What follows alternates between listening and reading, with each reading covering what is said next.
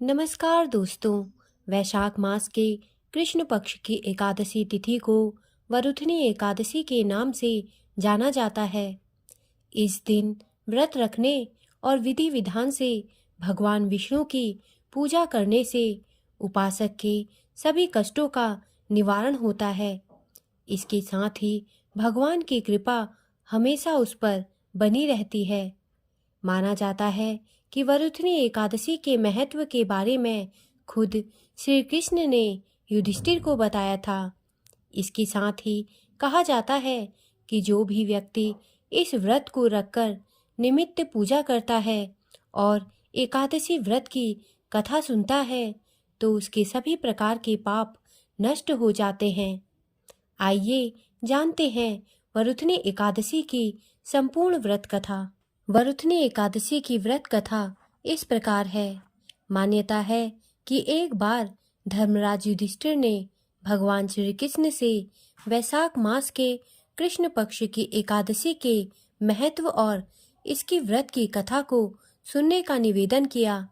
इसके बाद युधिष्ठिर को भगवान कृष्ण ने कथा सुनाते हुए कहा कि प्राचीन काल में नर्मदा नदी के तट पर मांधाता नाम का एक राजा राज्य करता था। वह बहुत ही धार्मिक विचारों के साथ ही दानी राजा था। वह हमेशा भगवान का ध्यान करते हुए पूजा में लीन रहता था। एक बार राजा मांधाता जंगल में तपस्या कर रहे थे तो वहां पर एक भालू आया और राजा का पैर खाने लगा और राजा के पैर को घसीटकर जंगल ले जाने लगा। राजा काफी घायल हो गए थे, जिसके कारण खुद की रक्षा करने में पूरी तरह से असमर्थ थे। तब राजा मानधाता ने अपनी रक्षा के लिए भगवान विष्णु से प्रार्थना की। राजा की पुकार सुनकर भगवान विष्णु ने अपने चक्र से भालू को मारकर उनकी रक्षा की। लेकिन जब राजा ने अपना पैर देखा तो वह काफी दुखी हुए और फिर भगवान को याद किया। भगवान प्रकट हुए तो राजा ने उनसे पूछा कि शारीरिक और मानसिक कष्ट से कैसे छुटकारा पाया जाए।